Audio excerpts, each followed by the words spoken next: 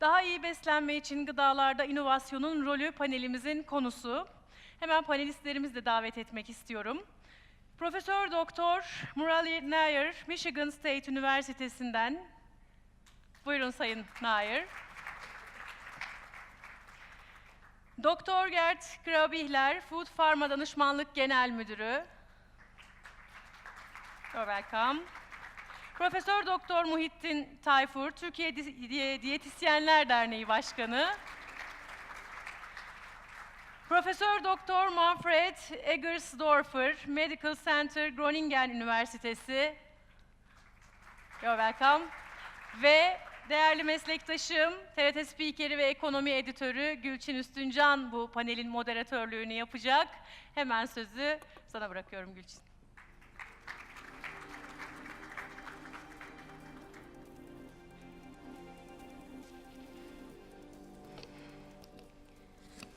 Değerli katılımcılarımız, hepiniz hoş geldiniz. Az önce Canan Hanım'ın da aktardığı gibi daha iyi beslenme için gıdalarda inovasyonu konuşacağız. Ben kısa bir giriş yapacağım. Çok değerli panelistlerimize hemen sözü bırakacağım. Esasında yaklaşık 2500 yıl önce tıp biliminin babası belki de bu konunun ana başlığını bize söylemiş. Besinler ilacınız, ilacınız besinler olsun demiş. Bugün biz günümüzde artık hepimiz beslenmeyle sağlığın ilişkisini biliyoruz. Bu konuda daha bilinçli bir toplum oldu. Dünya genelinde çok daha kıymetli bir halde. Ama bu bir yandan bizim besinlere daha fazla önem vermemizi getirirken diğer yandan belki kafa karışıklıklarına da yol açıyor. Biliyoruz ki artık beslenmek doymak değil ya da sadece doymak için beslenmiyoruz. Pek çok fazla bu konuda bilgi akışı var. Ne yersen osun. Doymak için yeme. Ne yediğin değil, ne kadar yediğin önemli. Hayır, ne kadar yediğin değil, ne zaman yediğin önemli. Bir sürü tartışma var. Bunların yanı sıra da artık gıda sağlık ilişkisini kurduk dedik ama bu kadar önem verirken hem Türkiye'de hem de dünyada sağlık harcamalarının da arttığını görüyoruz. Birkaç istatistik paylaşayım kısaca. TÜİK verilerine göre, son veriye göre ortalamada yaklaşık %13 oranında sağlık harcamaları Türkiye'de artıyor. Yine Dünya Sağlık Örgütü'nün yakın zamanda yaptığı açıklamada dünya genelinde de sağlık harcamalarının tüm zamanların en yüksek seviyesinde olduğu gözüküyor. Dünya genelindeki rakam biraz aslında bazı coğrafyalarda yaşanan kaostan da kaynaklanıyor olsa, her ne kadar böyle de olsa sağlık harcaması artıyor. Bu durumda biz gıdalarla aslında belki ekonomik boyutta bu sağlık harcamalarını azaltmanın da bir yolunu bulacağız. Bu anlamda da inovasyon noktasına geliyoruz. Gıda inovasyonu son zamanlarda pek çok kez konuştuğumuz bir başlık. Neden bunu bilir hale geldik? Çünkü aslında bilmek istiyoruz. Tüketici olarak biz artık bilmek ve öğrenmek istiyoruz. Ne yediğini herkes merak ediyor, kaynağını merak ediyor, yenilikçi ürünleri merak ediyor. Bu bir arz ve talep, üretimden dağıtıma kadar tüm bu başlıkları konuşacağız. Bu zinciri konuşacağız. İlk olarak belki fonksiyonel gıdalarla başlamak gerek. Yaşam kalitesi hepimizin arzu ettiği bir şey ama bu yaşam kalitesini fonksiyonel gıdalarla nasıl sağlayacağız? Belki fonksiyonel gıdanın ne olduğunu da konuşmak lazım. Hemen ilk sözü bu bağlamda Profesör Doktor Muraleedharan'a vermek istiyorum. Buyurunuz. Bir not daha ileteyim. Sunumları kısa yaparak biraz tartışalım istiyorum. Katılımcılarımızın sorularını da alalım. Sohbet edelim aslında. Buyurun lütfen.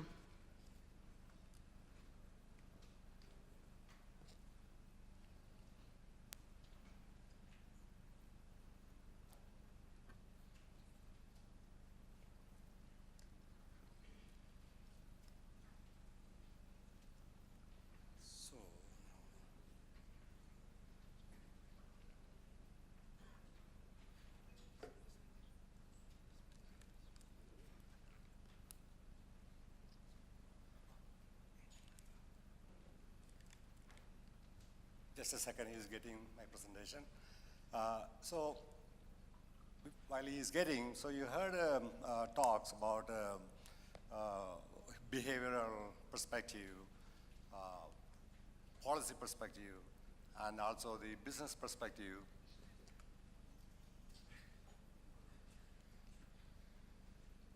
And my talk is more going to be a scientific perspective of food.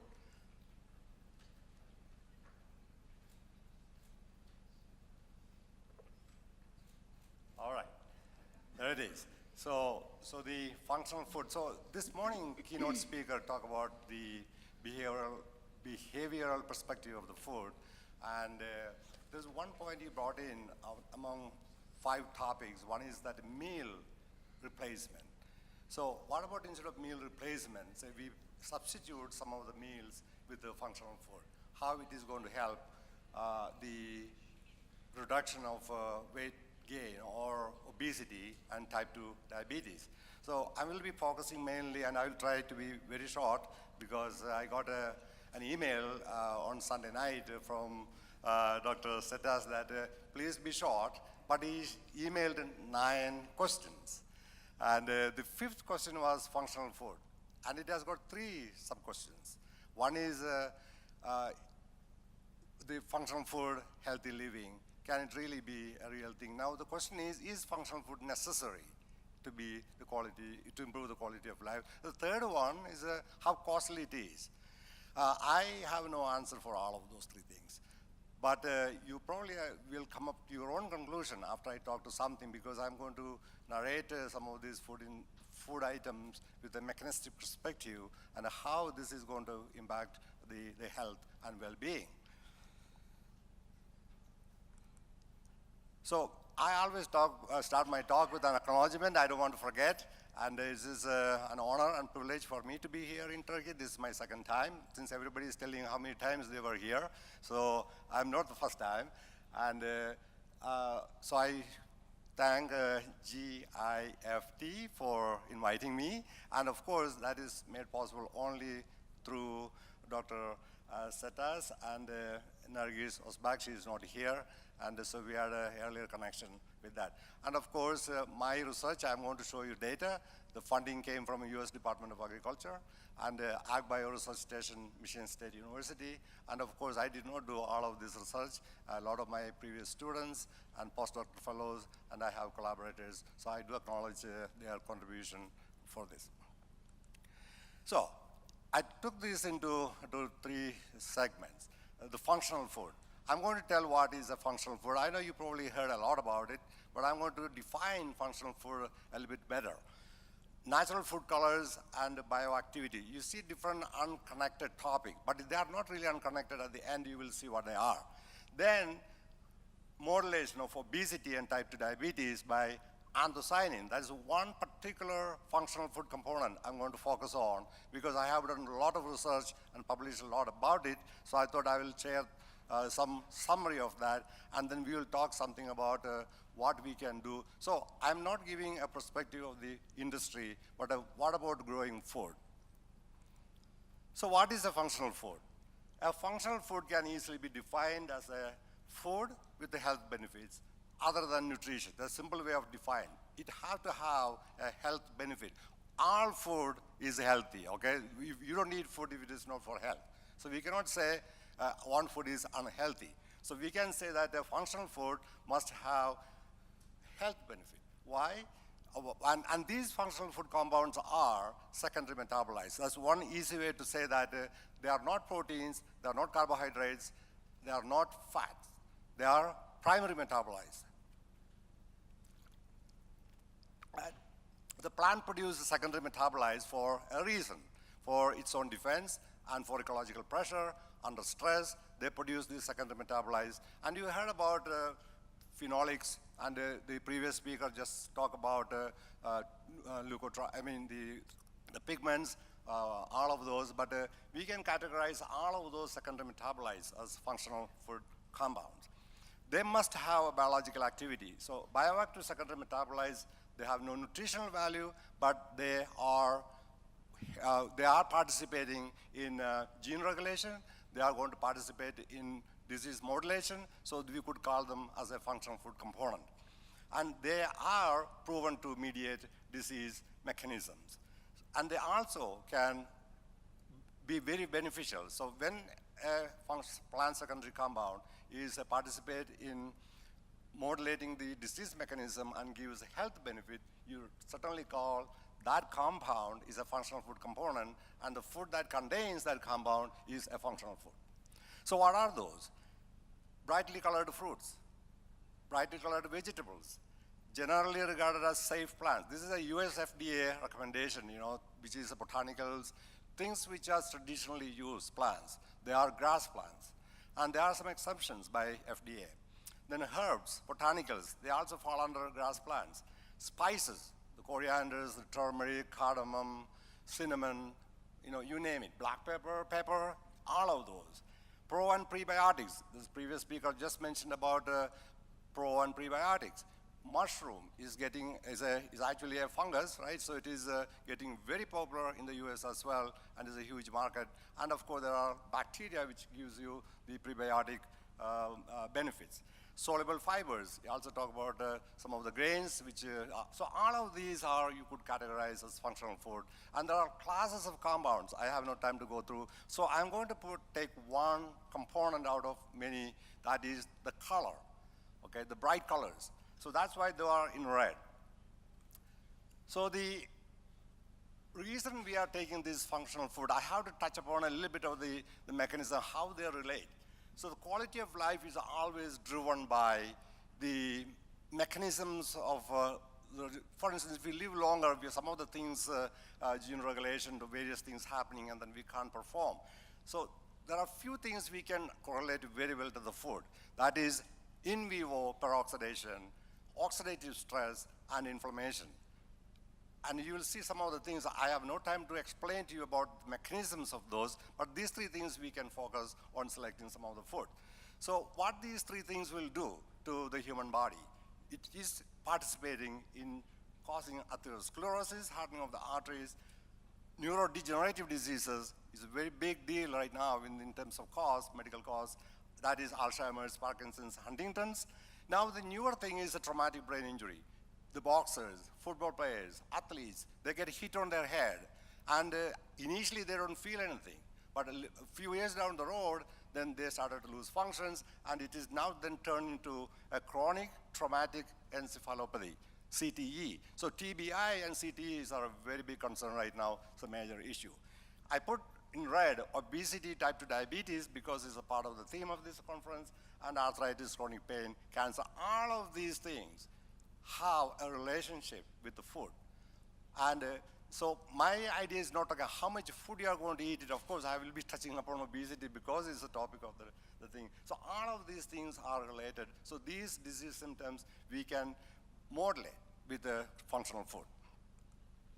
So you can't just look at a food and say it is functional food. So you have to have certain bioassays. I know that you plan to develop a functional food at Cornell University. So you have to have essential tools, and one of the tools you got to have is a critical mechanism-based bioassays. Otherwise, you certainly can't detect what is happening with these compounds. Some things what we do in my lab is we do antioxidant assays, LPO and MTT, lipid peroxidation assay, MTT, which we develop in my lab. COX-1, COX-2, that's the human cyclooxygenase enzyme inhibitory assay, tumor cell proliferation assay, insulin secretion assay. We isolate pancreatic beta cells, antimicrobial assay, in vivo study using model mice. Again, I have no time to tell you more details about these bioassays for the time constraint. So I segue now back to the colors. So there are bioactive colors. So these colors are classified into two: fat-soluble colors and water-soluble colors. Both colors are important because we need these kind of water-soluble and lipid-soluble compound. The fat-soluble colors are chlorophylls, the green in salads, yellow xanthophylls, zeaxanthin, lutein, violocyanthine. Primarily this lutein is manufactured from chrysanthemum flowers by several companies in the US. It's a great market for as a supplement. Beta-carotene, lycopene, orange, red-orange bixin, it is used in cheese and all of those. And then there comes the water-soluble colors. They are red, blue, purple, orange. There are two kinds of, and only two kinds, that is beta-cyanins and anthocyanins. Beta-cyanins are the red color in beetroots and in bougainvillea and peonia, the flowers, but the beetroots and it is intense red, but it's chemically different than the next red color, which is called anthocyanin. It's a polyphenolic, and it is in fruits and vegetables. So there are two different colors, and I'm going to focus on one color, and that is anthocyanin. We have extensively studied all of these colors. If you Google my name, you will get all those publications, and we have established the antioxidant properties of these colors, and the inflammatory activities of these colors, as well as the tumor cell prevention and a lot more others, stroke and Alzheimer's, all of that. So again, I just want to tell you they are very, very important in terms of a functional food component. So anthocyanins, I can't do without showing you a structure, chemical structures, and the one at the center, which is cyanidine, it is the most predominant anthocyanin. If you look at the structures quickly, they all have the same structure, nucleus, but their substituents in the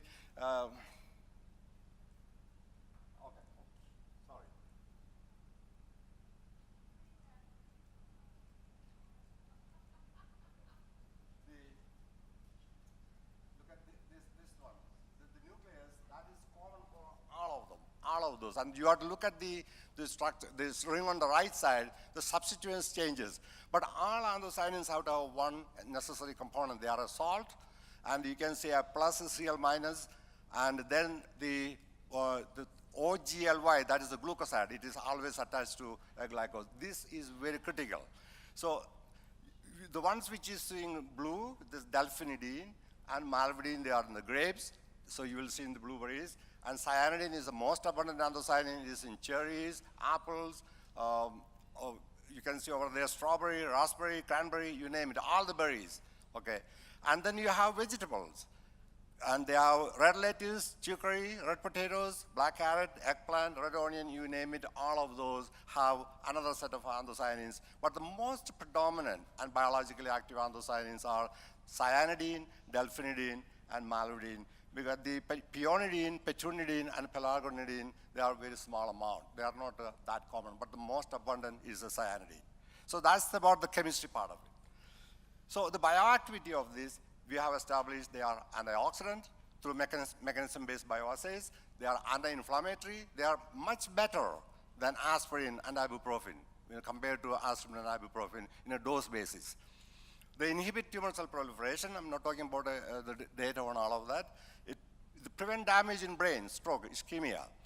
And we have published and we have patent pending, and induce insulin secretion by pancreatic beta cells. And of course, what I'm going to talk briefly is it has the ability to ameliorate weight gain, obesity, cholesterol, blood glucose, and deposition of triglyceride in liver.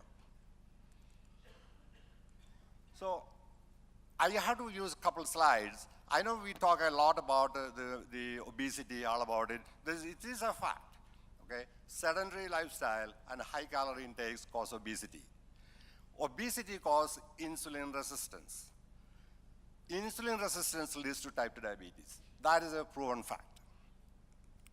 And obesity, we talk about the BMI, but there's a new article came out about 10, 12 days ago, is in association of BMI with the overall and cause-specific mortality, a population-based cohort study of 3.6 million adults in the UK. It just came out in Lancet Diabetes. Please have a nice read on that one.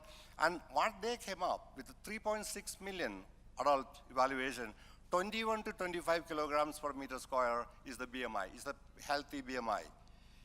Males below 18, they also have a high risk of diseases and cancer, about 4.7%, if my memory is right.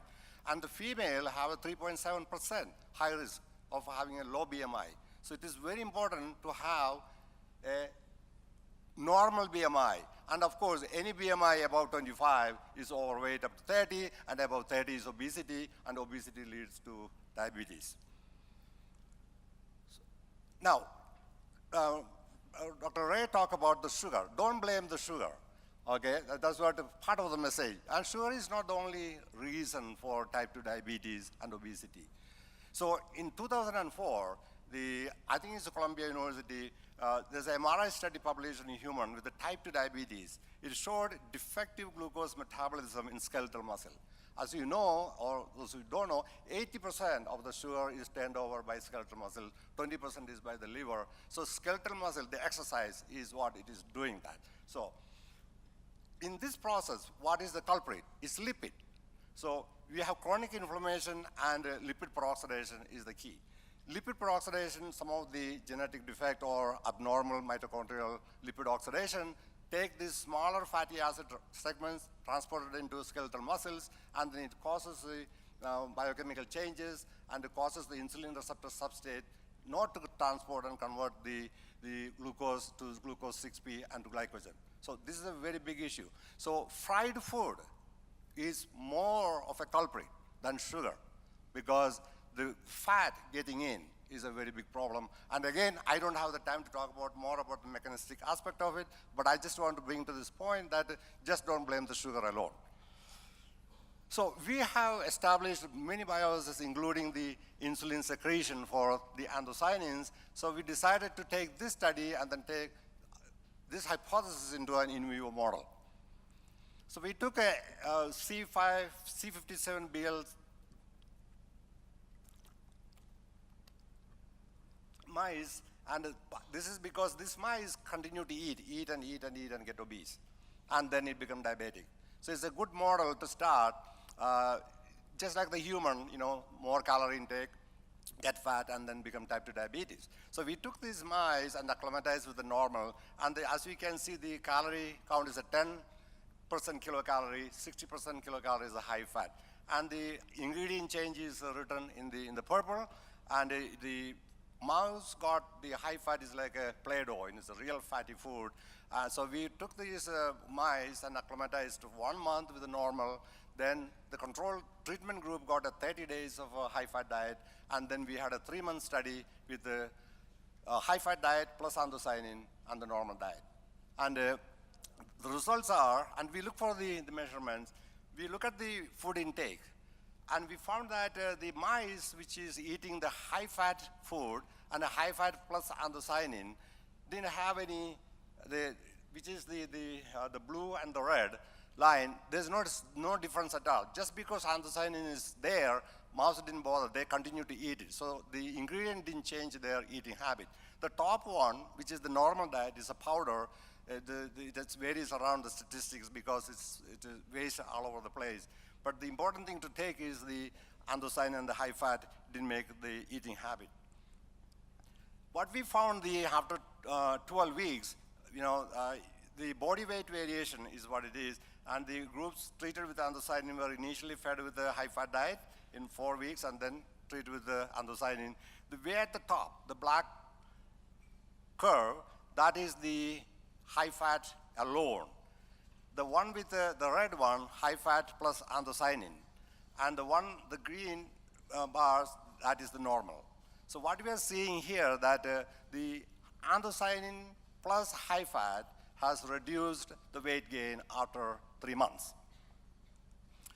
We did the GS glucose tolerance test, is the gold test, took the tail vein, and at 11th week we tested the glucose bolus test. And what we found here, the high-fat fed diet, they become obese, and they didn't get the glucose, the curve, and the high-fat plus anthocyanin behave normally. So basically what we are seeing, even though they had some weight gain, but their glucose metabolism is kind of normal. Did the total cholesterol, and we found the anthocyanin plus high-fat diet has a reduced cholesterol level compared to the high-fat diet alone. I'm rushing this because the timing. And we also isolated the beta cell. So we took the beta cells from the high-fat fed mice, normal mice, and the high-fat plus anthocyanin. So the first one, the normal diet, you can see a nice round. These are stained. The intense green fluorescence is the insulin secretion. Look at the right one, the high-fat diet. Literally, it has damaged the beta cell, and it is distorted, and really not producing much insulin. And the high-fat plus anthocyanin, we are seeing the same, more or less just like the normal diet. And we took the liver, and can we see any difference in the TG, triglyceride deposition in the liver? The left side is the 20x, the right side is the 60x, and the top one is the normal, the control diet, and the middle one is the high-fat diet. And you can see the red droplet. This is the oil or red staining, and all those red droplets are the triglyceride deposition. And the last one at the bottom is the high-fat plus anthocyanin, and you can see a considerable reduction in the triglyceride deposition. So what this is telling that the intake of anthocyanin has beneficial effect. So if you put it all together, it's a very short summary I put it there. Anthocyanins lowered blood glucose, it reduced total cholesterol, it had a weight gain, and it's also reduced triad deposition in the liver under high-fat feeding and obese condition. This is very important. So those who want to eat probably normal and eat a burger, you can, but if you can have some of these functional food compounds, then you have a beneficial effect. I'm not saying that it's just, total, but there is a benefit, just to show that the functional food has an effect. So, I didn't present all the data, so if you look at these, if you summarize, fruits and vegetables are important, functional food. They inhibit lipid peroxidation and reduce fat deposition and triglycerides in liver. It inhibits production of inflammatory intermediates. I didn't talk about it, but I'm summarizing what all the studies from my lab and other people have reported. It reduces weight gain, and it lowers total cholesterol. It sensitizes insulin, and it modulates obesity and type 2 diabetes. And it also prevents diseases caused by oxidative stress. It's a very big area I haven't talked about, but I have published, and we'll see if you go and look and read on that one. So, if you look at these colored pictures over there, think of a scenario where you replace regular cabbage with a red cabbage, and it's containing anthocyanin. And the red potato, and instead of a white potato, you can get the red potato, and that is a good one to substitute oftentimes. Or you can have along with the regular carrot, you can get a pink carrot. It's all sold in the market. You can get them. So you can always mix match these produce, and you can get the health benefit, and you can get an effective dose of functional food compounds. So what could we, for an agricultural sector is concerned, and for our growers are concerned, we should kind of promote functional food crops in food security and diversify food production by including horticultural crops. Number one thing one can recommend. And emphasize daily consumption of a variety of brightly colored fruits and vegetables. And not only just say, just fruits and vegetables, not just peel off the apple and just fill up the apple, or some melon which is nothing in it, or yellow cherry, brightly colored fruits. And add functional food compounds in the list of recommended daily allowance. I know it's a big thing to ask, but eventually that has to come in, because we have micronutrients, we have other nutrients, but it's not a bad idea to talk about in our labeling, okay, this product contains, as an example, anthocyanins, so X amount, and so on. And also promote functional food for consumption for better living and aging. And promotion is a key one from the young age to the elderly. So, what can we say? We should ask every day, how many food containing natural colors I ate today? So ask every day. Thank you for listening to me. I hope that I didn't exceed the time.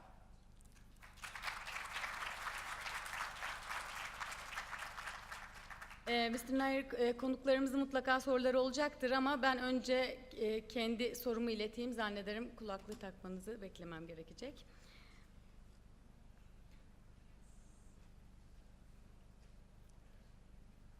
Oturumumuza devam edeceğiz. Profesör Nair, size hemen bu sunumunuzla ilgili ben aklımda olanı sormak istiyorum. Daha sonra ilave soruları alacağız. Kuşkusuz parlak kırmızı renkli, belki o mor diyebileceğimiz şeylerin faydasından bahsettiniz. Ama bizim her gün bu ürünleri belki yiyebilme, belki erişebilme şansımız olmuyor. Zaman zaman tartıştığımız paketli gıdalar ve gıda takviyeleri var. Bunlar sizce fonksiyonel gıda mıdır? Biz çünkü artık günümüzde hepimiz dalından bir elmayı koparıp bahçemizden o ürünü alabilme şansına sahip değiliz. Fonksiyonel gıda tanımına bunlar girer mi ve gıdadaki inovasyon fonksiyonel gıda tanımını genişletti mi bizim için?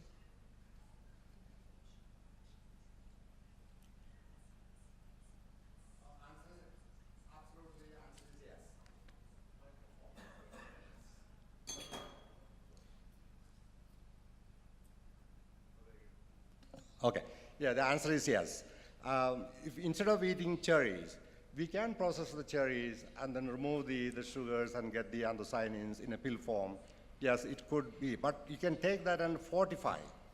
So for instance, orange juice fortified with vitamin D. You could call it as a functional food. And oats is a functional food because it has that benefits. or you can add ingredients to food. You could call it as a functional food. So I don't know whether I answered the question. But you can process, if it is can be processed, it's not available, provide an anthocyanin pill, certainly. Çok teşekkür ediyoruz. Devam edelim. Değerli katılımcılarımız, mikro besin öğeleri ve iyi beslenmeyi konuşacağız.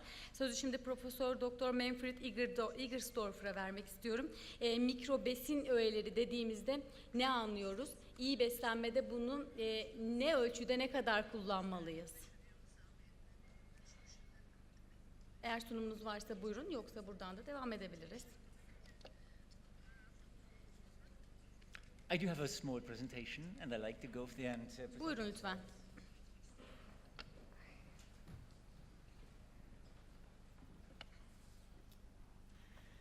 So, ladies and gentlemen, thank you for being here. And what is my topic? The role of micronutrients for health and well-being. Now, what is our objective? Yes, we learned it already this morning. Our vision, the goal is to have a healthy nutrition for all. And when you look on this picture, you find people, young people, older people, overweight people, and so on. So we have to look, what are the requirements for the different people? So no, one size does not fit all. Now, we had a very nice lunch. Did you get all these nutrients from your lunch? Did you think about calories, or did you think about micronutrients and other nutrients? So did you get all the vitamins, probiotics, omegas, fibers, minerals, amino acids, and carotenoids? We learned this morning that also in this country, intake of micronutrients is not according to recommendations. So let's look what this means and what could be the impact of inadequate nutrients. This is a very complex slide, and I only use it to demonstrate and say, yes, micronutrients are essential. This is a part of our metabolism, and the metabolism does only function if we have all the micronutrients in the adequate range. They act in a kind of equilibrium, and we need all of the micronutrients that our metabolism works well. Now, when we talk about micronutrients, look on this slide and think back what we learned this morning. We learned a lot about calories, and this is on the left-hand side. You see a typical diet with carbohydrates, protein, and fat.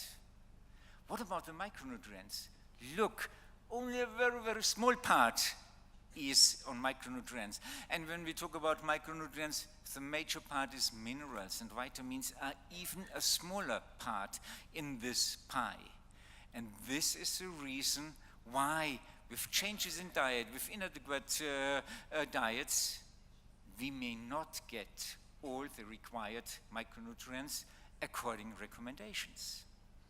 Now, you know what could be potential health consequences of an inadequate intake. We know well what are the consequences in deficiency, because if we do not have, if we have a deficiency in one of these micronutrients or more of these micronutrients, we face a deficiency disease. So for iodine, it's goiter, for vitamin D, it's rickets, for vitamin E, it's ataxia, stillbirth, folate, neural tube defects, for omega-3, it's depression, poor memory, for lutein, risk for loss of vision.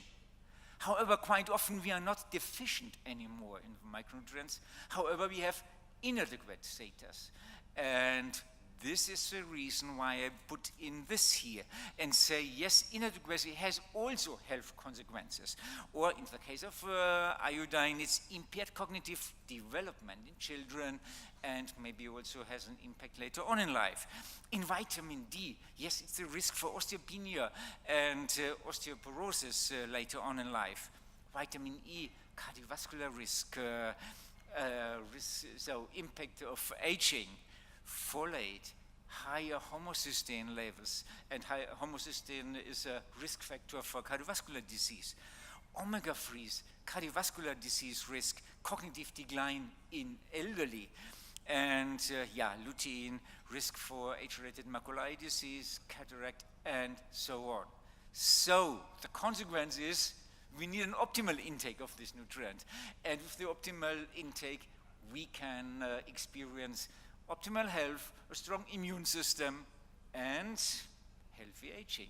Now, I will focus on two of the nutrients. So I have an example of vitamin D, including the omegas. We have a good guidance, and this is coming from WHO, because WHO is saying the following, and we learned already this morning about the risk for these non-communicable diseases. And WHO is saying more than 40% of nutrition-related diseases take place before the age of 70. So this is the group where it can happen. But there's also a good message by WHO. And the good message is, yes, approximately 1/3 of cancers can be prevented. And they continue and argue that, please remember this, up to 80% of heart disease, stroke, diabetes type 2 deaths are preventable. And the question is by what? And the answer is lifestyle. And nutrition and lifestyle is nutrition and exercise, as we learned this morning. Now, I have put together here a couple of ingredients which are, I say, short, micronutrients which are short in many, many diets, in status of people in Europe, in the US, and I think what I learned from Gülden also here in Turkey. So it's about vitamin E, about vitamin D, folate, B6, B12, the omegas, and the carotenoids, lutein and zeaxanthin. So they are critical micronutrients. And I will focus, will give very, very few examples, because there are currently large studies going on, or have been finished, which demonstrate a benefit. I would like to share with you what is going on. The one of them is the so-called Do Health study in Europe. This is a large study with more than 2,000 seniors, so 65 and older, and they get 3 topics. One is vitamin D, 2,000, this is a mistake. It is 2,000 international units vitamin D. Then omega-3s, 2,000 milligram. And these people are advised to have physical activity. The study is performed in 7 centers in Europe over 5 years, so a 5-year intervention, and the study is now finished. And the different scientists are now engaged in analyzing what is the impact in the different groups, and we expect results in the coming days or coming weeks. When I say coming days, I can refer to another study with the same setup. This is by Joan Manson from Tufts University. She organized the so-called VITAL trial in the US, and again it's about 2,000 units vitamin D and 2,000 milligram of omegas, and she will present in 3 days her first results at the American Heart Association meeting in Chicago. So listen to the results of this meeting. I am very positive about interesting and positive results.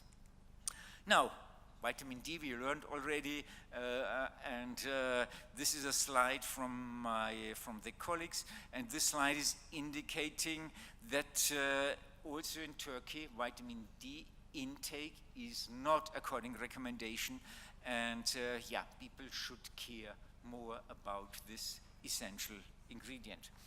Now, moving forward, we have worked together with Frost and Sullivan, a group of scientists, and we have analyzed what can be achieved if people have an optimal status of vitamin D. And optimal status is defined having a vitamin D level in your blood of 50 or better 75 nanomole per liter of the 25 hydroxyvitamin D. And what we did is the following. We said, what could be achieved with this optimal level in a population or in Europe. And we analyzed different meta-analyses where people got an intervention with vitamin D and had this vitamin D status. And all this meta-analysis, there are different ones available, are arguing that this would reduce the number of fractures in the range by 20%. For some fractures, even up 25, 28%. So we calculated what are the costs for fractures in Europe in the different countries. And you see here the summary for the different countries. And the result is, if people in the European Union above 55 would take a supplement with vitamin D, we would see less fractures, and this would reduce healthcare costs in this European Union in the range of 4 billion euro every year. Think about this. And when you look on the countries, you see here Germany, and I think Turkey is about the same size like Germany. So if you would do the same calculation and also assess what could be the impact for Turkey, I think it would also a big number. This is only about fracture risk reduction.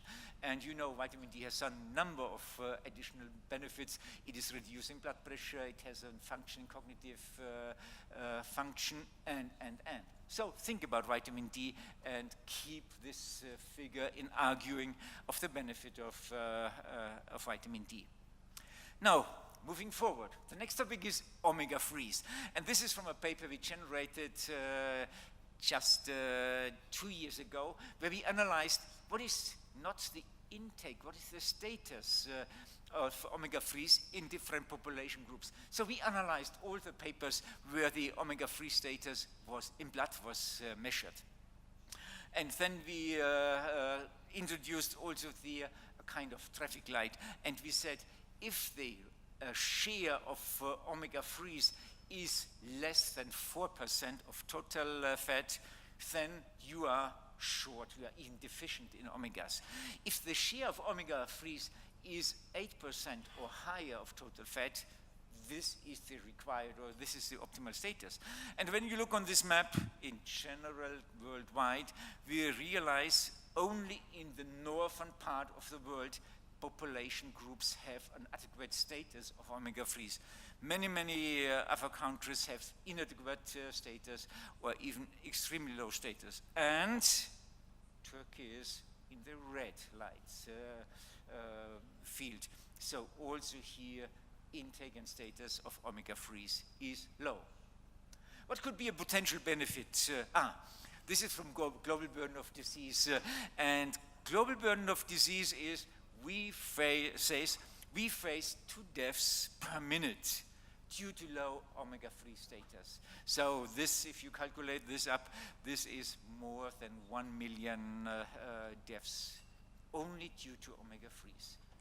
Now, this is again from a meta-analysis, and this meta-analysis is very, in my view, eye-opening, because it is saying, yes, omega-3s are a major contributor to reduce cardiovascular disease risk, cardiac death, 32% reduction, sudden death reduction, which is a major cause of cardiovascular events, 33% reduction, and myocardial infarction, 25% reduction. Also to say, there was recently another study with omega-3s finished, the so-called Reduce It trial. And in this Reduce It trial, the intervention was with 4 grams of omega-3s. And again, they identified a 25% reduction in CVD risks. Again, this details and the results will be presented in 3 days, so November 10, in Chicago at the American Heart Association meeting. Now, my last topic is again about omegas plus B vitamins. And you see on one hand side a normal brain and an aged brain, so a brain of a person with Alzheimer's disease. And the message here is, as we age, our brain is shrinking, and the shrinking rate is in the range of 0.5% per year. So for people with memory problems, so mild cognitive impairment, the shrinking rate is higher, in the range of 1%. And for patients with Alzheimer's disease, the shrinking rate even has increased up to 3%. However, the good message is, with a good intake of B vitamins, in addition to the omega-3s, is reducing the shrinking rate of the brain and is keeping up your memory functions in the range of 40%.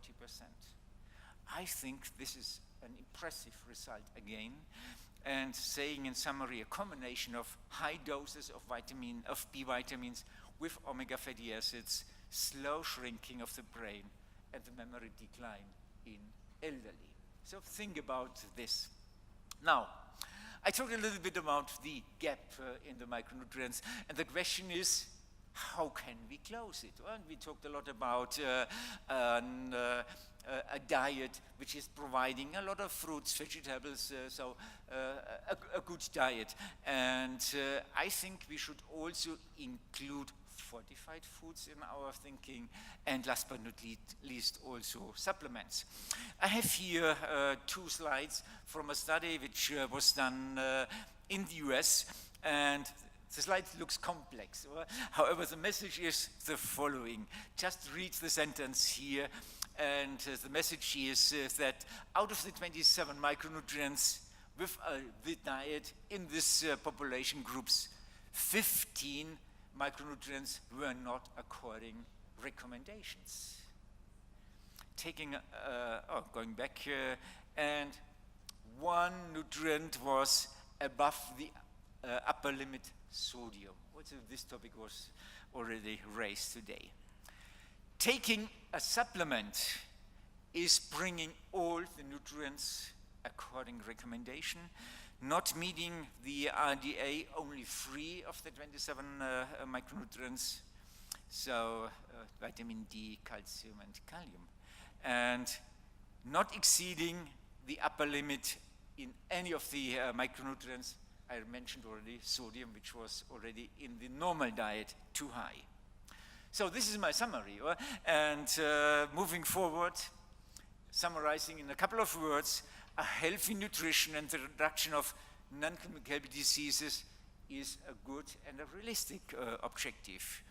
And a healthy diet should include food fortification, and can also include supplements to provide all the nutrients.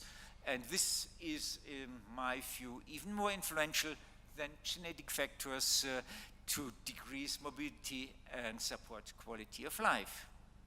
Also, I think, and this has been done for some of the nutrients, authorities should reassess the recommendations for nutrients.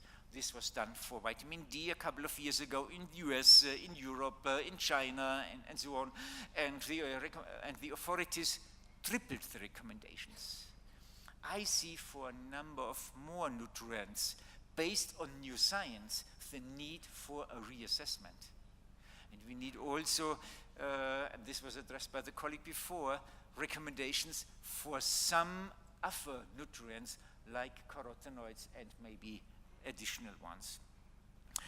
And the use of food supplements, I think this was also one of my messages on the slide, is a safe and an efficient way to fill the intake gap. Last but not least, I think we have a lot of science.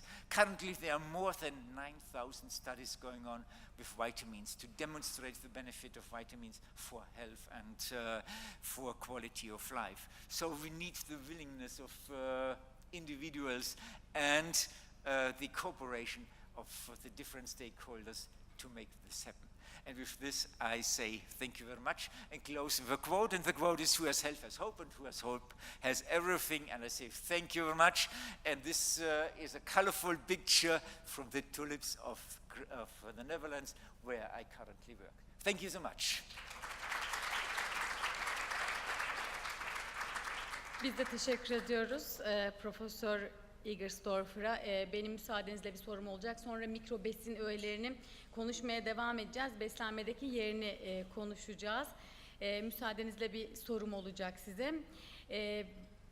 Bu mikro besin öğelerinin eksikliğinin ne kadar büyük sıkıntı yarattığını anlattınız. Ama hem Türkiye hem belki dünya için bahsetmek gerek. Belki bir obeziteyle kıyasladığımızda bunu sanki bu kadar da büyük bir sorun olarak görmüyor gibiyiz.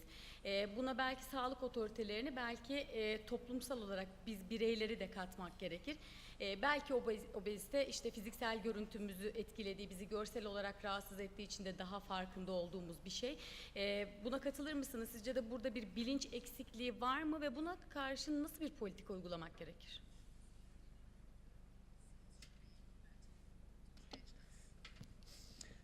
Right. I think you addressed or you summarized my talk in a very nice way, because I forgot to say, what is the impact if you have an insufficient intake of this micronutrient?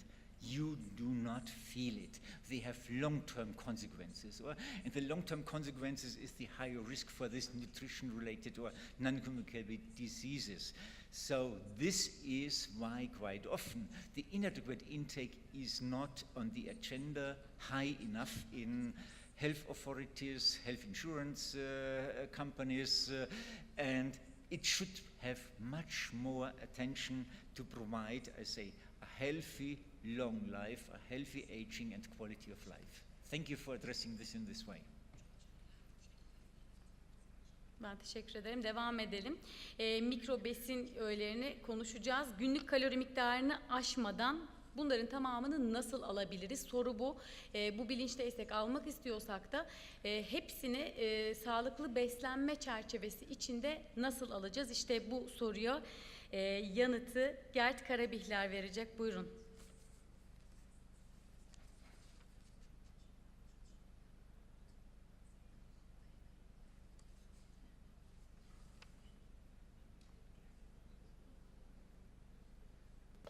You address the question to me or in my presentation?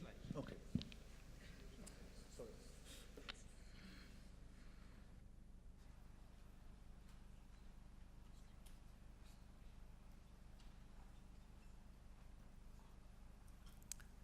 So, good afternoon, everybody. First of all, I would like to thank you, the organizers, for inviting me here. It's always a pleasure being here. Especially, I like also Turkish food very much, so it's always great to be here. I changed slightly the title as it is in the agenda. So I said the nutrition dilemma, so make it a bit more provocative. A balanced diet, not exceeding the daily calorie intake, but delivering all micronutrients sufficiently. So it's really a dilemma, and I think when I go through the presentation, you will see where this specifically is. Let me start with a statement. The principle is the base of healthy nutrition has to be a balanced diet. And I think all the presentation, what we saw today, we're focusing on what is the nutrient intake and what a proper nutrition should look like. But if you look into reality, that's also addressed this morning, we have huge problems with non-communicable diseases. So it's diabetes, cancer, cardiovascular disease, and in terms of WHO, that's from a WHO presentation.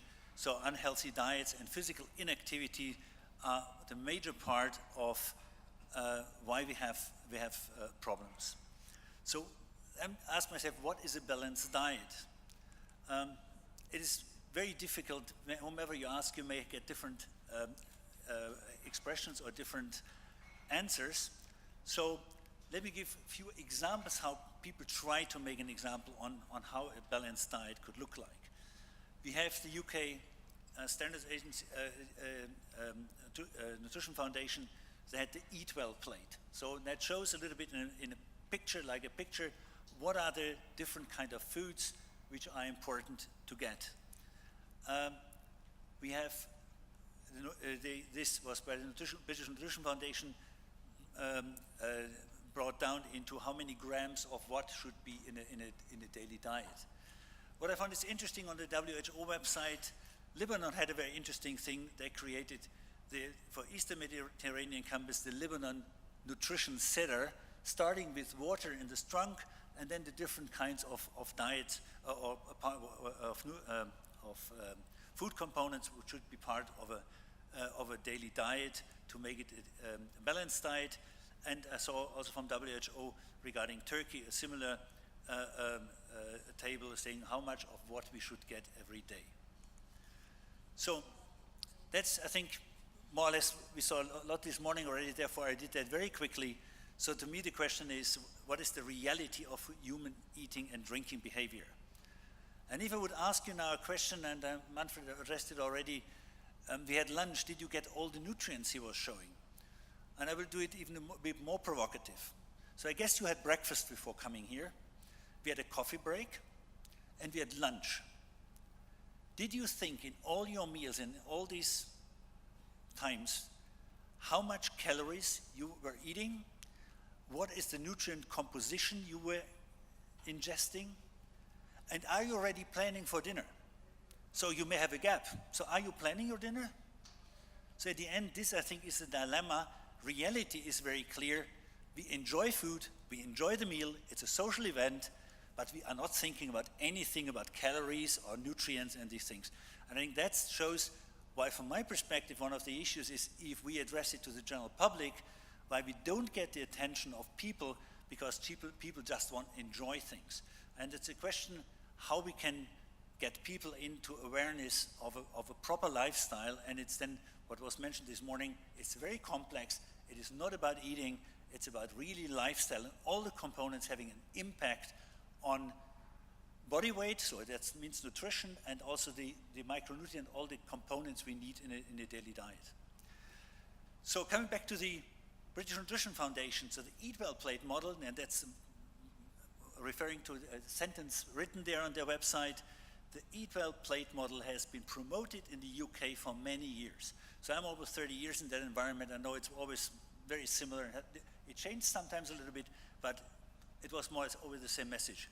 But though most of us still eat too much saturated fat, sugar and salt, too little fiber, and too few fruits and vegetables. So at the end, again, we see the dilemma. We know what we should do, but nobody does it. So this is one of the issues. What I try to give you 3 examples from a publication which is already old. And what was done was that people were not interviewed, but they really said what kind of food they had. They just followed people a day. So what is a daily diet? And when you would go through it, it's very normal for breakfast. You have a bread roll with butter, some low-fat quark or a spoon of jam, or cups of coffee. It may be different from country to country depending on the cultural habits, but in principle you always come to a similar situation. So the values given here, it's for the vitamins, it's in microgram, therefore not milligram, it's all in microgram to have it in 1 unit. So that's what you have to think and see when you look at the values. So looking at this is a person 25 years old, is a secretary, is doing some sports. Beside this, that calorie amount would be 2,200 kilocalories depending on her lifestyle. That would be what she should get. Even by being halfway conscious about weight, she's already exceeding by 10%. So the calorie intake is 110% if you calculate this. And looking into the micronutrient, in the vitamin intake, you see that only 3 of them are absolutely correct. All the others are falling short or very short. And that shows already the dilemma that was addressed by Manfred in the former presentation. It's very difficult to get all those nutrients. Now the opposite, not a young secretary, it's a retired person being mainly at home, so a male person, but even being a male, less calorie need because of the lifestyle, not being that active beside walking his dog. And so again, the same problem. We have a lack of many, many nutrients, and the calorie intake is at 144%. So 4% too high calorie intake. This is a construction engineer, so not retired, not young, so just in the middle. Again, you see always it's a very similar dilemma, and when you look into that, 2 bread rolls with ham, cheese, jam, honey, 2 cups of coffee. For lunch, spaghetti with tomato sauce, an orange in the afternoon, coffee. He doesn't have coffee in the afternoon, but then in the evening, potatoes with bacon and some Vienna sausages and a bottle of beer. and maybe some potato chips then in the evening, and that's then getting more and more critical. Nevertheless, again, almost 30% to 127% calorie intake, and again falling short in nutrients. And Manfred addressed the issue before on vitamin D. If you look into all of these, vitamin D is extremely critical, sometimes very low. And you have to consider one thing. What I used here as comparison, it's the actual labeling RDA of the European Union. If you look into nutrition recommendations, they have in the meantime by most member states already increased. So not the labeling value, but the scientific recommendations. And that would mean, when it's here said 24%, it may be only 12%. So that means a very, very low intake of vitamin D. So this is more or less the result of the reality check is many people exceed the needed calorie intake, resulting in increasing issues of obesity, but not achieving the daily intake recommendation for important micronutrients. The issue is then called hidden hunger. So people don't look that they're hungry, but that's hidden hunger because they don't get what they need. But let me give another statement. They had fun. They eat what they like. And the question is then for how long they have fun, because afterwards you have to pay the bill, because that's then diseases, nutrition-related diseases. But the problem is, how can you educate somebody on something who has fun doing something and tell him that's exactly what you should not do? That's one of the, from my perspective, the nutrition dilemma. So the conclusion of that reality check is people are very unlikely to change their beloved eating behavior or lifestyle, adapt food intake to their daily circumstances. They enjoy meals like dinner as social event, and that we very often forget that with family or friends. They're enjoying good tasting food, enjoying nice tasting sweets, sweet drinks, and moderate alcoholic drinks.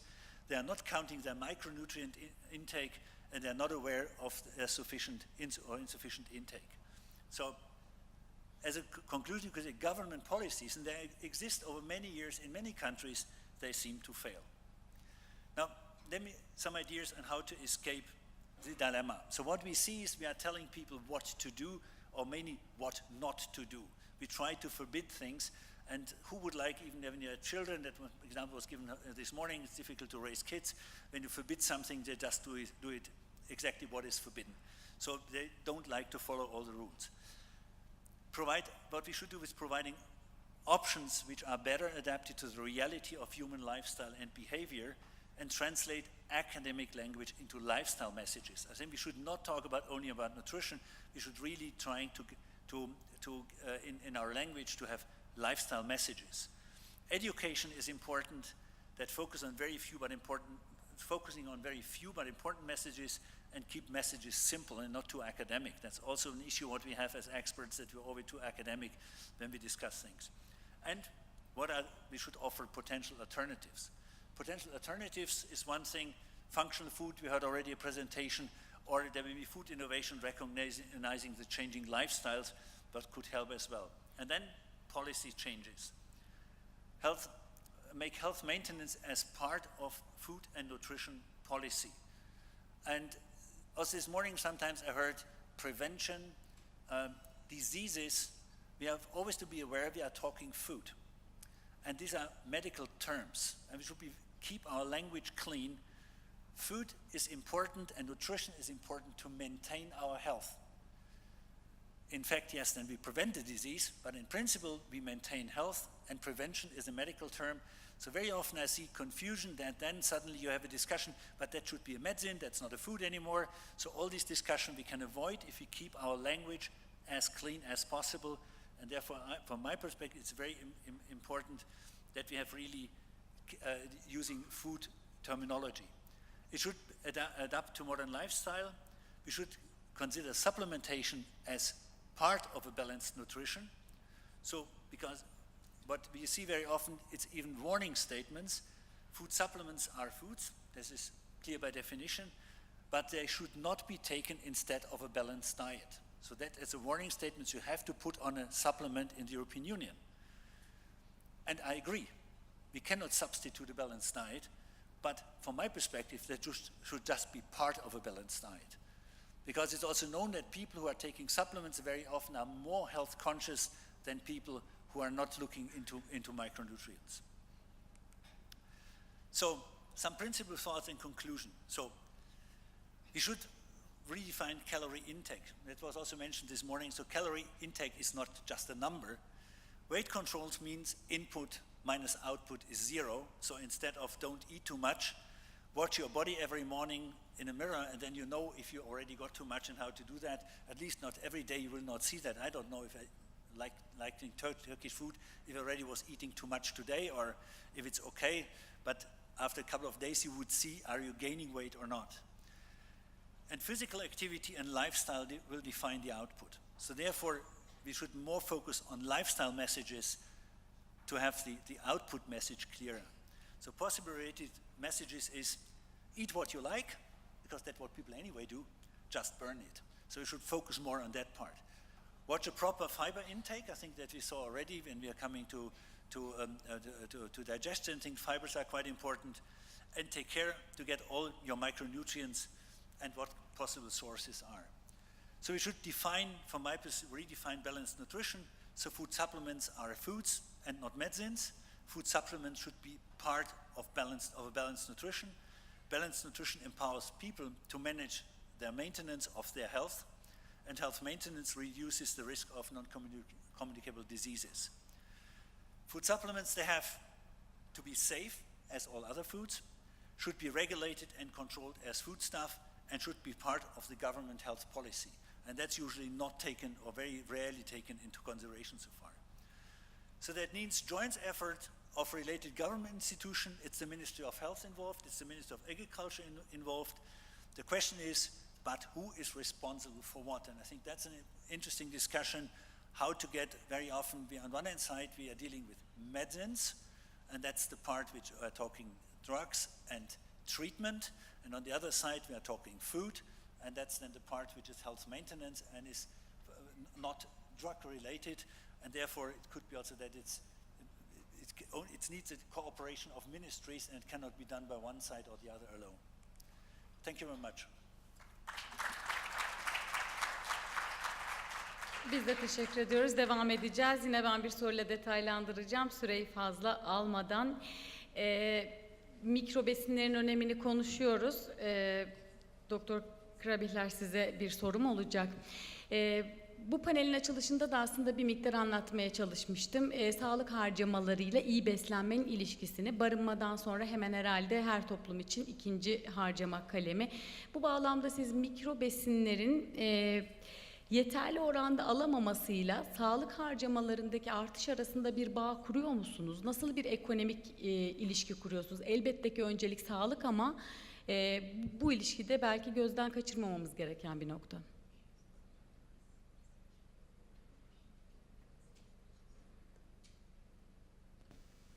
Yes, I think that was Manfred also was mentioning in his presentation before. I think it's very clear obesity, and that's also part which is a visible area, but when we are looking into micronutrient intake, we will not recognize if you are deficient or semi-deficient in micronutrient intake. What we see is mainly, and that's one of the very difficult situations, when you look into nutrition and micronutrient intake, you rarely have placebo groups. Simple example, you cannot say one group is taking vitamin C, the other doesn't get any vitamin C, so that group would die. So therefore you have not, like in the medical area, you cannot do these kind of studies. So it's very difficult to measure the impact. And what Manfred presented was, when you say omega-3 or vitamin D, it was people 55 plus. For me, nutrition is a lifelong impact on health. And that makes it more complicated, because in principle, if I start taking vitamin D with 55, I may have lost already 50% or more of the opportunity to build healthy bones at an earlier stage. Now, if you see already the impact on healthcare costs, which is billions of euros in the European Union, in that study what was done, that would mean it could be by far more if we would start already sufficient micronutrient intake at an earlier stage of life. But when you are 20 or 25 years old, you tell don't drink alcohol, don't smoke, nobody will care. Take micronutrients, why should I waste my money for things which I don't need because I don't feel it? And I think this is something why I personally believe in, that it's important the impact is huge on healthcare costs, and we need a lifestyle, not change, but an adaptation of lifestyle that we promote actively, also from government perspective, how to improve micronutrient intake over a lifelong period, and not only when you get the first impact. Usually it starts with 40, 50 years old, you get back pain, other things, and then you start thinking about better nutrition. But the healthcare cost impact is huge. Teşekkür ediyoruz. Bir sonraki konuşmacımızla biraz daha farklı bir konu başlığıyla, belki tamamına daha genel bakan başlıkla devam edeceğiz. Beslenmenin tarihsel yolculuğundan geleceğe bakmak. Profesör Doktor Muhittin Tayfur aktaracak. Ben kişisel sorularımı birkaç tane hemen başlamadan size sıralayayım. Aslında bu panellerin başında, oturumların başında çocuk sağlığını, çocuk yetiştirmeyi, çocuk beslemenin ne kadar zor olduğunu konuşmuşsunuz zannederim. Bir anne olarak çok önemsediğim bir konu. Siz burada tarihsel yolculuktan bahsedince hep şunu düşünüyorum. Bizim annelerimizin bizi besleme yöntemiyle bizim şimdi çocuklarımıza yaklaşımımız çok farklı. Biz daha bilinçli olduğumuzu düşünüyoruz ama onlar daha sağlıklı bir çevrede, daha doğal ürünlerle besliyordu. Tarihten bu yana gelirken inovasyonu da kattığımızda iyiye mi gittik, kötüye mi gittik, nereye geldik? Burada bir beslenme geçişlerinden söz edeceğiz. Çünkü yorumlama yapılırken bazen sık sık duyarsınız. İşte eski çağlarda, taş devrinde diyet şöyleydi, böyleydi. Her devri kendi içerisinde nasıl değerlendirmemiz gerekiyor, ona dikkat çekmeye çalışacağım. Buyurun lütfen. Teşekkür ederim.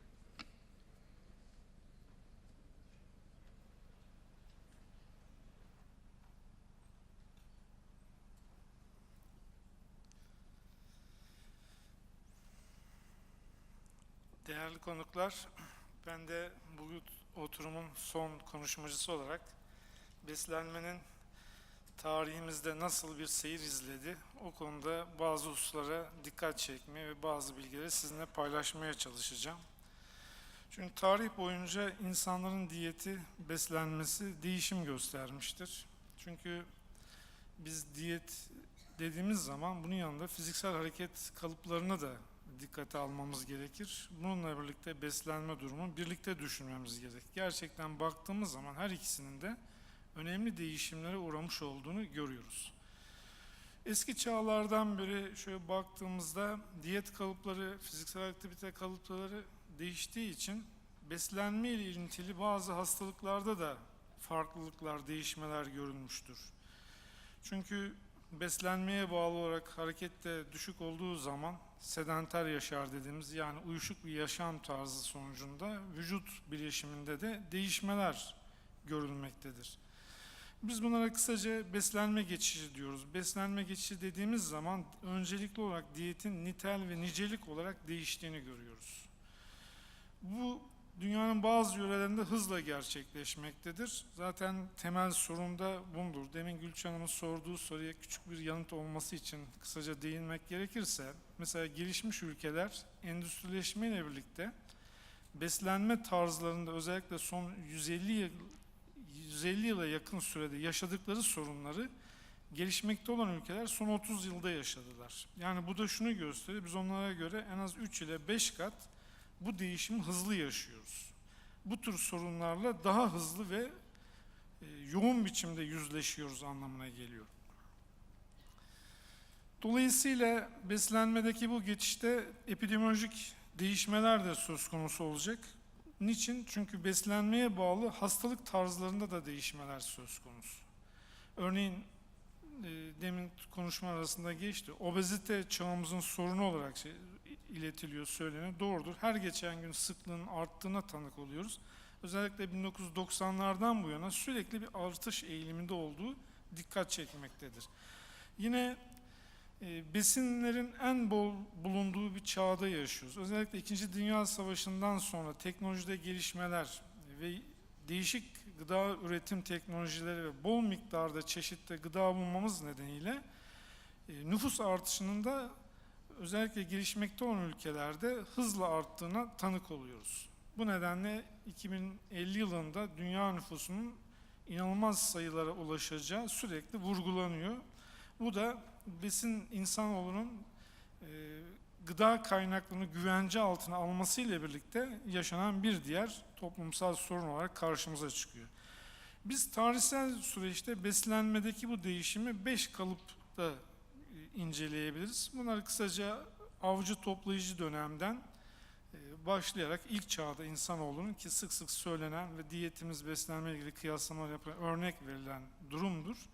Buradan değişim olarak modern tarım toplumuna geçiş, insanoğlu teknolojiyi keşfetmeye başlayınca bilhassa gıda kaynaklarını kontrol edip yerleşik düzene geçerken bazı ürünleri kültüre etti, hayvanları evcilleştirdi. Gıda teknolojisinde ilk adımları attıktan itibaren teknolojik gelişmeler de söz konusu oldu.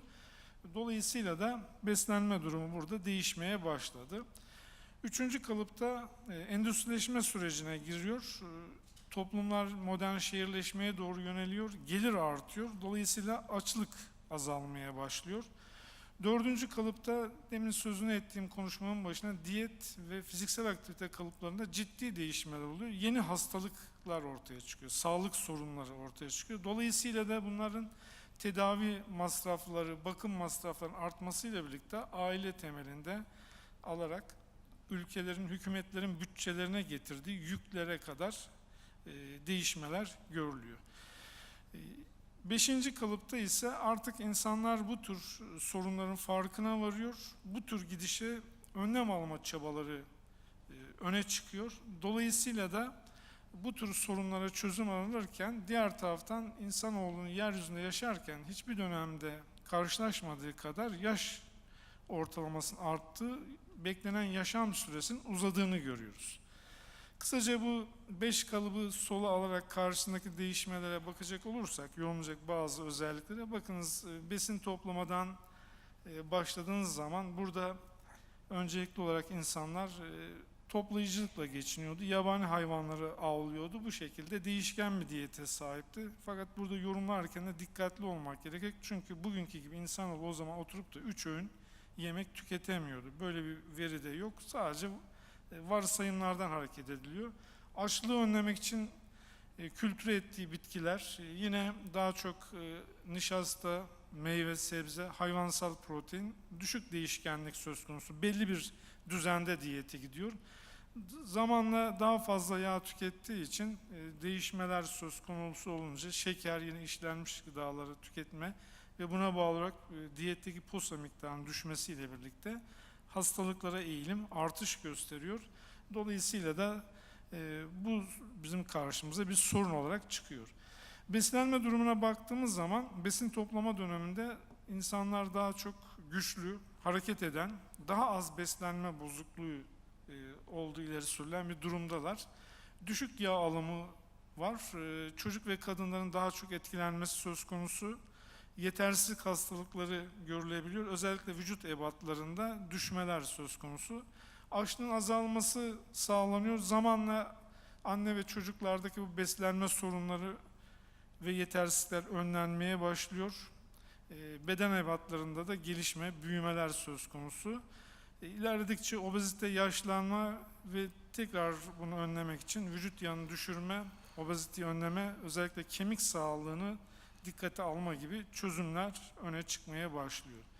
Demografik profile bakarsak, öncelikli olarak o ilk çağlarda düşük doğurganlık, yüksek mortalite söz konusu, çünkü düşük bir yaşam beklentisi var.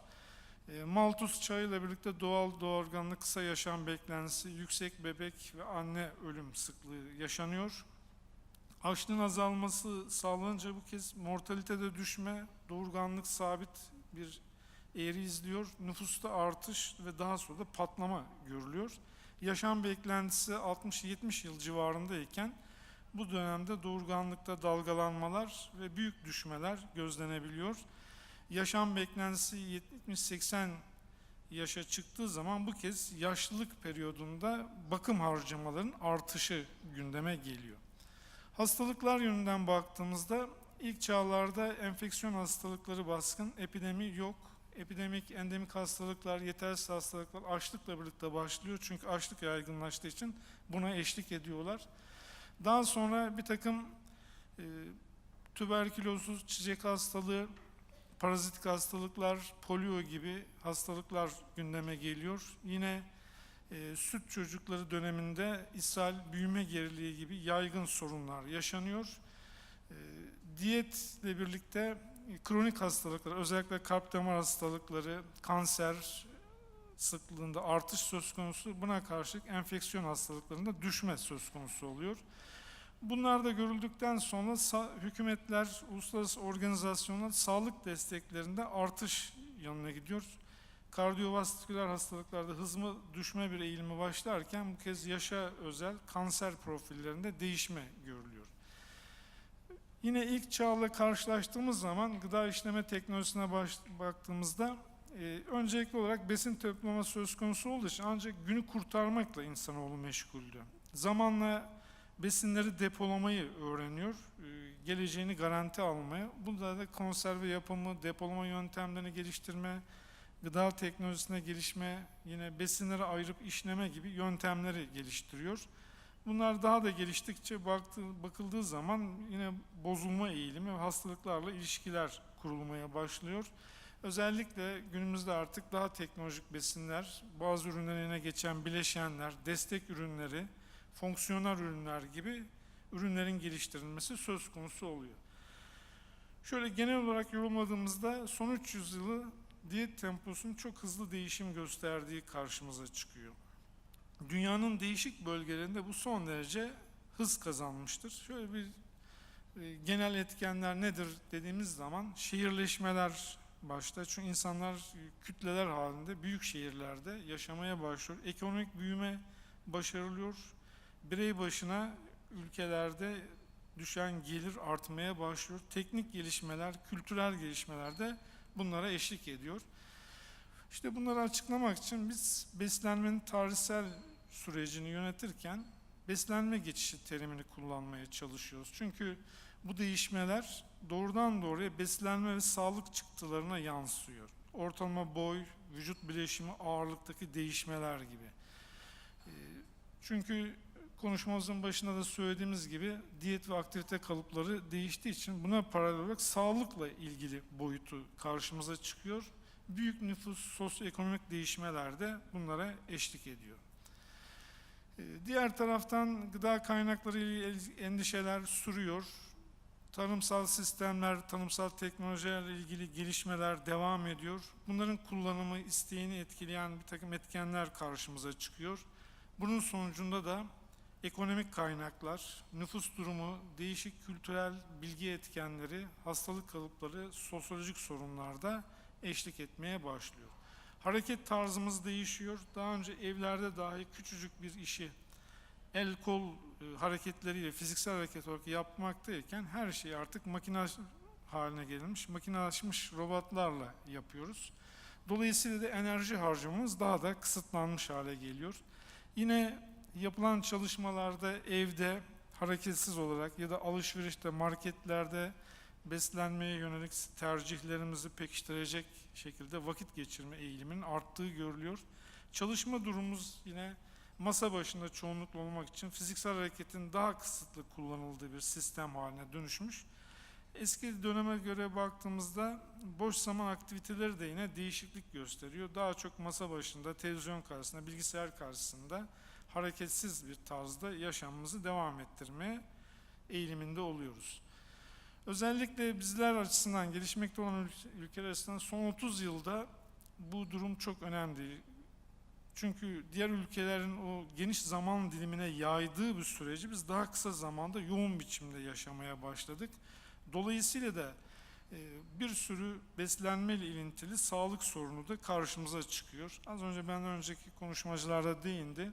Aşırı enerji alımı, toplam yağ miktarındaki artış, doymuş yağ alımı, trans yağ asitlerin alımı, çoklu doymamış yağ asitlerinden yetersiz beslenme gibi sorunlarda yine bulaşıcı olmayan sağlık sorunu, başta obezite olmak üzere kalp-damar hastalıkları, hipertansiyon, bazı kanser türlerinin arttığını görüyoruz. İşte bu tarihsel süreçte sadece fiziksel ve hareketler ve diyetle bunların yorumlanamaması söz konusu. Çünkü beslenme oldukça karmaşık bir alandır. Birçok etken yönlendirmektedir. Bunları yorumlarken hepsine birden bakıp bir senteze ulaşmak gerekiyor. Çünkü sosyal ve çevresel etkenler de bu şekilde şekilleniyor. Bir şekilde beslenme tarzımıza etki ediyor. Yaşamımız buna göre düzenleniyor. Örneğin bazı ülkelerden şöyle kısaca örnek vermek istiyorum. Bize benzer ülkeleri tercih etmeye çalıştık. Bakınız Malezya'da 1965 ile 1997 arasında bakıldığı zaman kalp-damar hastalıkları sıklığının yaklaşık 4 kat arttığı belirlenmiş. Yine 1970-96 arasında 100 binde kalp-damar hastalıklarına ölüm sıklığına bakıldığı zaman 100 binde 24'ten 54.8'e dayanmış. FAO gıda verilerine göre karşılaşıldığı zaman bakın tahıllardan sağlanan enerjide düşme söz konusuyken et, yumurta, balık gibi ürünlerden sağlanan enerjinin 2 katından fazla artış gösterdiği, tatlandırıcı kullanımı yine 2 katına yakın artış gösterdiği, yağlardan gelen enerjide artış göstermiş. Güney Kore bakınız 1940'ta enerjinin %81'i karbonhidratlardan sağlanırken 1995'te bu miktar %64'e gerilemiş. Et tüketimi kıyaslandığında aynı döneme göre 10 kat artış göstermiş. Günlük yağ tüketimi 1969'da yaklaşık 17 gramken 1998'de yaklaşık 42 grama 2 katından fazla artış göstererek ulaşmıştır.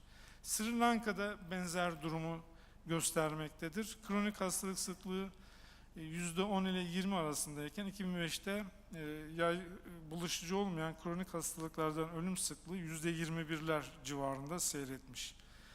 Bizim ülkemiz açısından bakarsak bu konuda Gazi Üniversitesi'ndeki akademisyen arkadaşlarımızın yaptığı son derece güzel bir çalışma var. 1961 ile 2011 arası 50 yılı karşılaştırmışlar. 10'ar yıllık zaman dilimlerini alarak burada yine FAO-Stat verilerini kullanarak kişi başına düşen enerji ve makro besin öğelerini karşılaştırarak böyle bir rapor yayınlamışlar. Bakınız bu 50 yılda günlük enerji miktarımızda kişi başına yaklaşık %20'lik bir artış söz konusu.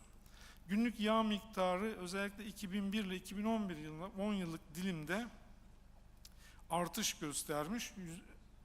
Günlük yağ miktarının özellikle 1961-2011 50 yıla yorumladığımızdaki artışı %50.5 civarında. Yani 5 kat artmış. Ortalama protein, karbonhidrat miktarları aynı şekilde artış göstermiş. Yine Türkiye'de kişi başına düşen enerji ve makro besin öğesi miktarlarının tüketiminde artış olduğu bulunmuştur. Sonuç olarak insan diyeti son nesiller üzerinden değişme gösterir. Bu ilim özellikle 21. yüzyılda hızlanmıştır, hızlı bir ivme kazanmış. Diyet ve beslenme insan sağlığı üzerindeki farkındalık artmaktadır diğer yönden. Diyetteki bu geçici değişmelerin de nasıl olduğu yönündeki bilgiler yetersiz, yorumlamakta sıkıntı çekilmektedir. Özellikle gelecekteki nesillerin durumu nasıl etkileyeceği, buna bir projeksiyon tutup ortaya koymamız gerekiyor. Ülkeler açısından baktığımız zaman 2 model bulunuyor ki bir sosyal değişmeler, 2 bireysel değişmeler burada belirleyicidir genelleme yapılırsa. Çünkü günümüzde insanlar diyette çeşitlilik isterler. Biz de diyeti tüketirken yeterli olmasını ve renkli olmasını öneririz her zaman için. Daha değişken, lezzetli bir diyet sağlama çabası baskındır. Bu konularda çalışma yapıp mercek altına almak gerekiyor. Yine çağımızın sağlık sorunu, obezite ve bunun beraberinde eşlik eden tip 2 diyabet, metabolik sendrom gibi durumları önlemek için akademik çevreler, ilgili ajanslar, hükümetler ve uluslararası kuruluşlar içerisinde ciddi ele alarak yine buna bağlı olarak kanser türleriyle ilgili çalışmalar yapmak zorunlu öne çıkıyor. Davranış değişikliği son derece önemli. Tabi bu da kişileri bilgilendirerek az önce vurgulandığı gibi yani akademik bilgi yerine güncel, geçerli, pratik bilgileri vererek uygulanabilir bilgileri aktarmamız gerekiyor. Mutlaka fiziksel hareketliliğin arttırılması ve bunun desteklenmesi, hükümetler, sağlık çalışanlarının epidemiolojik değişimler, kalıplar, beslenme geçişleri konusunda bilgilendirilmesi ve bunu ciddi olarak ortak ele almaları gerekiyor. İlginiz ve sabrınız için teşekkür ediyorum.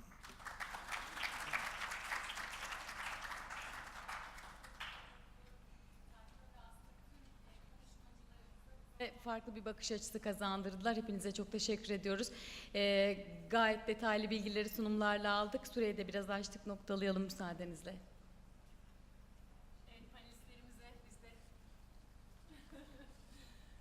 Panelistlerimize teşekkür ediyoruz. Gülçin Üstüncan, sizi bırakmıyoruz. Sizi hemen yerlerinize alabilirim. Çok teşekkür ederiz.